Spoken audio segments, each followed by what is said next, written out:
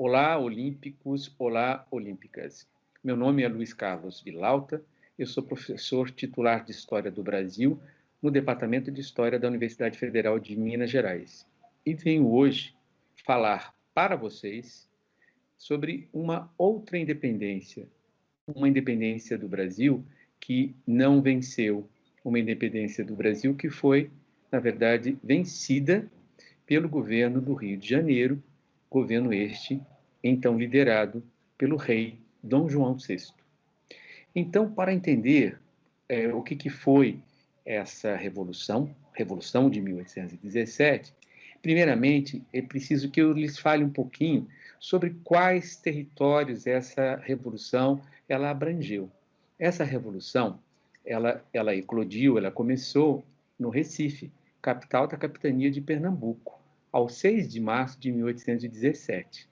Mas ela envolveu não só a cidade do Recife, mas toda a capitania, incluindo aí Alagoas, que era a comarca de Pernambuco, e envolveu ainda as capitanias da Paraíba, do Rio Grande do Norte e parte da capitania do Ceará. Esta revolução foi, com certeza, o movimento mais radical de contestação à dominação portuguesa, à dominação colonial, que ocorreu em toda a história da América Portuguesa, desde 1500 até mesmo 1822. E esta revolução, essa revolta, ela se deu num momento muito específico da nossa história. É importante que a gente se lembre que desde 1808, a capital do Império Português, ela não era mais Lisboa, mas era o Rio de Janeiro. Ali no Rio de Janeiro estava instalada a corte portuguesa, instalada a corte com o príncipe regente Dom João, com sua mãe, Dona Maria I, e ali, então, do Rio de Janeiro, saíam as diretrizes para todo o Império Português, incluindo Portugal, que em 1807 e depois em outros anos sofreu com invasões de tropas francesas. Então é importante considerar que a transferência da corte ela tem uma relação direta com a Revolução de 1817. Quando a corte foi transferida para o Rio de Janeiro, houve um grande entusiasmo de pessoas das camadas superiores do Brasil com o fato do Brasil se tornar sede da monarquia portuguesa. Mas este entusiasmo, logo depois, ele foi perdido, principalmente pelas capitanias do então norte do Brasil, porque essas capitanias passaram a pagar a conta do estabelecimento da nova corte no Rio de Janeiro. Uma historiadora da USP, chamada Maria Odila, ela escreveu um texto muito importante dizendo que nessa época se deu um fenômeno, uma transformação que ela denomina interiorização da metrópole. O que significa isso? Lá no Rio de Janeiro e também nas capitanias do Sudeste, São Paulo, Minas Gerais e a própria capitania do Rio de Janeiro, se constituiu um grupo formado por nobres vindos de Portugal, por funcionários públicos de condição superior, por militares, clérigos, grandes comerciantes, pessoas que viviam no entorno do príncipe regente, que obtinham cargos, obtinham vantagens, sobretudo cargos, vantagens legais e ilegais, que se baseavam na exploração colonial, principalmente do resto do Brasil. Então, o Rio de Janeiro se tornou uma espécie de nova Lisboa, e isso desencadeou ressentimentos nas capitanias do norte do Brasil. Essas capitanias, naquele momento, elas viviam também um momento muito complicado, um momento complicado do ponto de vista climático, do ponto de vista econômico, do ponto de vista social e do ponto de vista político. Em 1816, houve uma seca que realmente atingiu essa região. Em 1817, a economia deixou de crescer, passou a ter uma retração. E havia aí uma série de tensões sociais e econômicas no norte. Os grandes proprietários ligados à exportação, por conta dessa crise econômica, estavam vivendo uma situação de instabilidade. E eles disputavam entre si as terras, não as terras de primeira categoria, mas as terras de segunda categoria.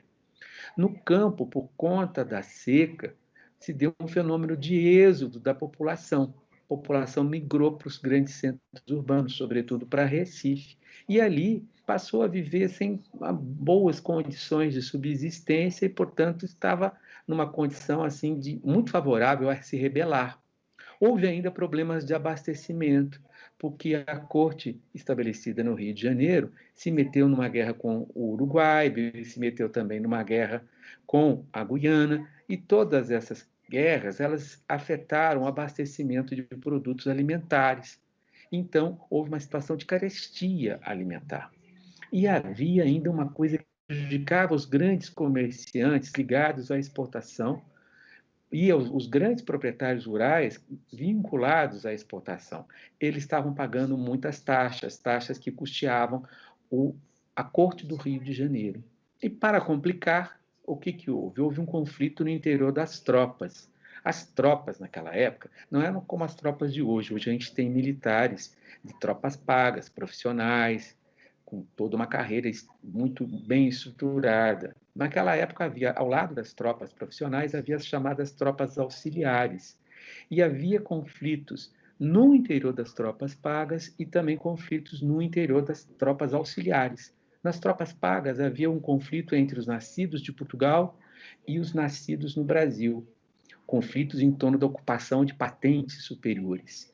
E nas tropas auxiliares, entre as pessoas que eram de cor, entre aspas, e a população branca.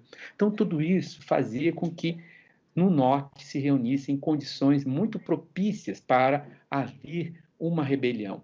E essa rebelião ela se deu também em função da ação e de exemplos estrangeiros.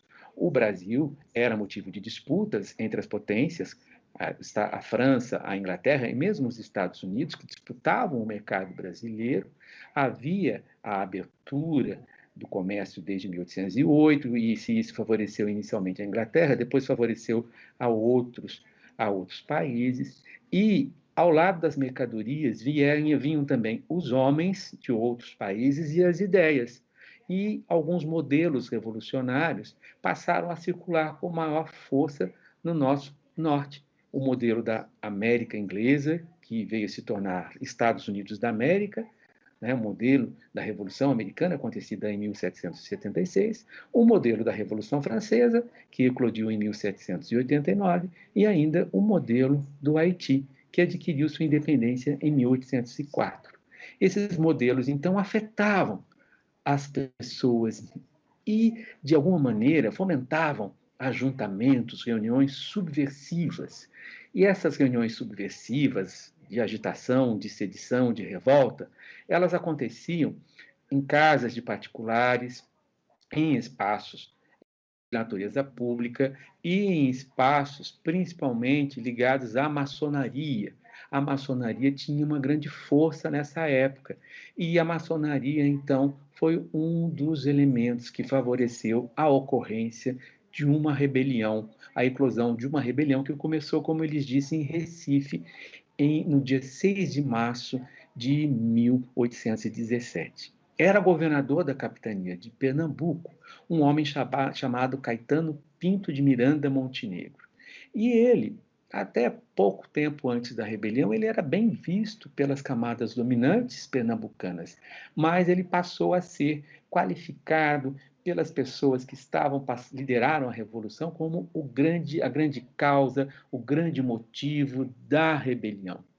E havia, na verdade, um grande problema naquela época que depois veio se manifestar também em 1822. Uma animosidade, uma disputa muito grande entre, de um lado, os portugueses nascidos em Portugal e, do outro lado, os portugueses nascidos na América, também chamados de brasileiros, brasilienses, brasilianos, americanos. Havia, então, um sentimento que a gente pode chamar de lusofobia, de medo e de horror aos portugueses.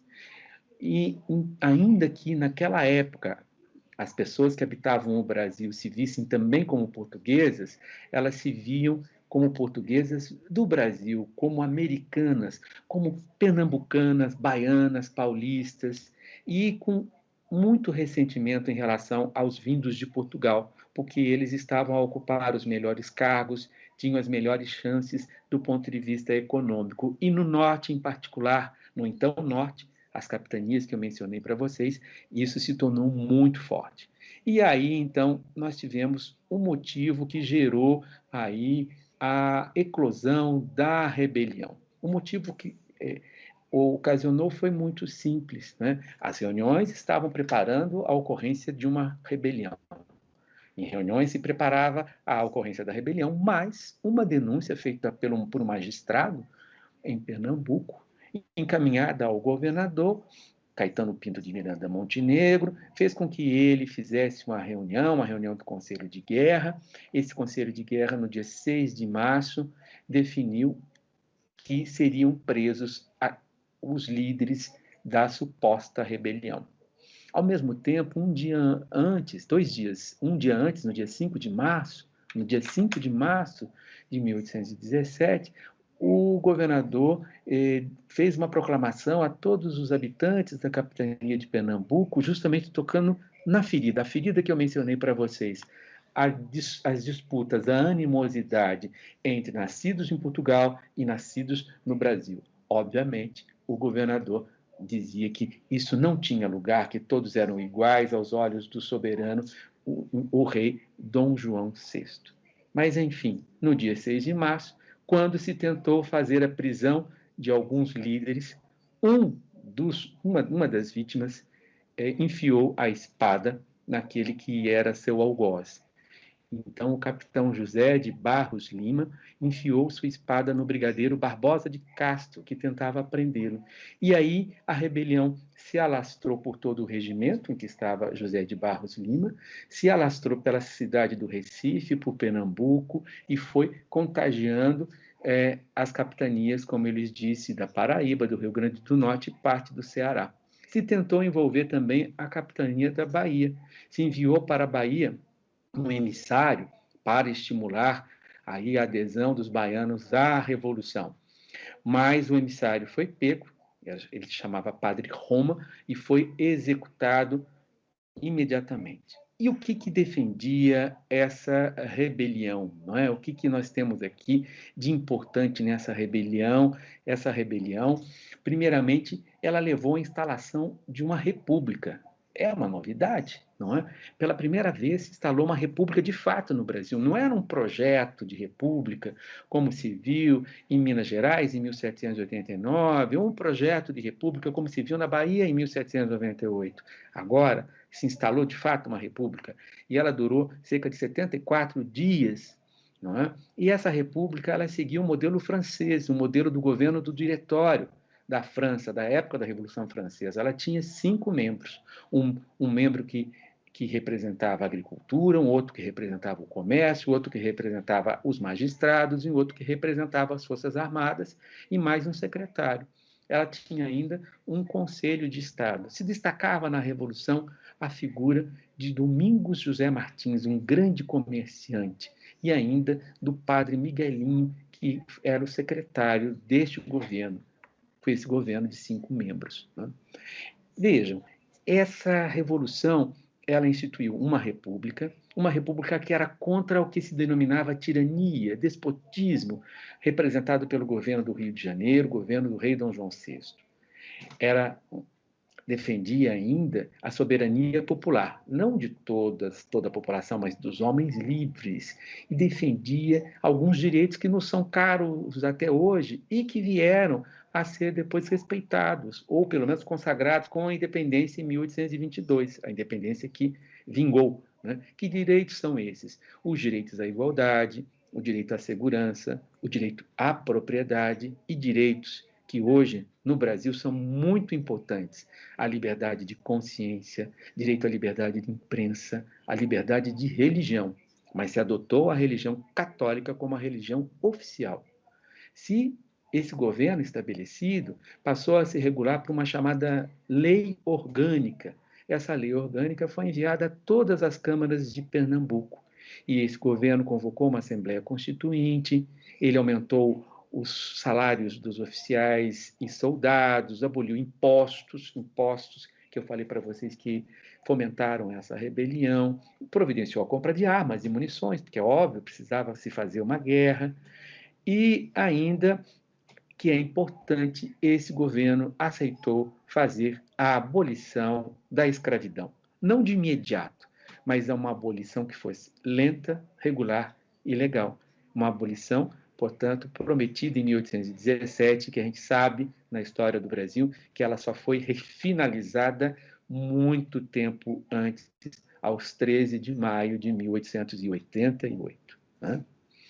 E aí nós temos aqui, então, algumas questões que são importantes para que eu finalize essa exposição. Quais eram os grupos que apoiavam essa rebelião? Né? Grupos muito diferentes, pessoas de origens sociais muito distintas participaram da rebelião. Grandes proprietários rurais, grandes comerciantes nascidos no Brasil, padres. Essa revolução foi uma revolução, sobretudo, de padres. Padres que pregavam a palavra de Deus, que pregavam a revolução, e padres que também lutavam no campo de batalha. É muito importante que se diga isso. Houve a presença ainda de militares, houve a presença de homens livres que não eram proprietários, e de pequenos proprietários, e ainda de escravos. E nós vamos chegar, então, nesse ponto, que é um dos pontos de discórdia, que é a questão da escravidão. A questão da escravidão, do medo de se reproduzir aqui o que aconteceu no Haiti, um medo de uma abolição que se desse de uma maneira rápida, um medo de desrespeito à propriedade de escravos, com certeza pesou para que a revolução perdesse sua força. E pesou também a repressão que foi feita a partir de 3 pontos, sobretudo, a partir de Lisboa, a partir do Rio de Janeiro e a partir da Bahia. E, em função dessa repressão, dessa contradição em relação à questão escrava, da existência de um grupo tão heterogêneo, é que a Revolução ela foi derrotada pelas forças do rei Dom João VI. E aí, muitas pessoas foram mortas e cerca de mais de 300 pessoas foram encarceradas. E essas pessoas só foram libertas depois de 24 de agosto de 1820, quando aconteceu a Revolução do Porto, a Revolução Liberal do Porto, em Portugal, e as capitanias do Brasil foram aderindo a essa revolução e, com isso, se tornando províncias, e aí, então, as punições feitas pelo governo absoluto deixaram de ter lugar. É importante, então, que eu lhes diga que essa revolução teve um caráter republicano, teve um caráter de oposição ao domínio do Sudeste, sobretudo do Rio de Janeiro, em relação ao resto do Império Português. É importante que eu lhes diga que essa revolução tocou em pontos que até hoje são caros, como a liberdade de imprensa, a liberdade de consciência, a liberdade de religião, e que esta revolução, em 1817, tocou num ponto muito sensível, que foi o ponto, a questão da escravidão. Essa revolução foi derrotada, mas é importante que eu lhes diga que essa revolução, ainda na época, ela teve grande repercussão internacional. O governo dos Estados Unidos, pela relação com a coroa portuguesa, não apoiou a revolução, mas a revolução desencadeou um entusiasmo da população norte-americana. E na França, um grande pensador, um grande romancista chamado Stendhal, não é? Falou sobre essa revolução que era a admirável insurreição do Brasil. E quando ele falou isso, ele disse que a liberdade é como a peste. Enquanto não se jogar ao mar o último pestífero, nada definitivo foi feito. Ou seja, seria uma coisa de difícil destruição. Mas, infelizmente, ou felizmente, eu deixo a vocês a avaliação, essa revolução ela não vingou. A República durou cerca de 74 dias e foi depois, em 1822, que a ideia de independência ganhou outros termos outro formato, um formato monárquico, mas que aí também teve similitudes com essa revolução, porque essa nossa independência, vocês verão, ela aí defendeu ideias que a gente chama de ideias liberais.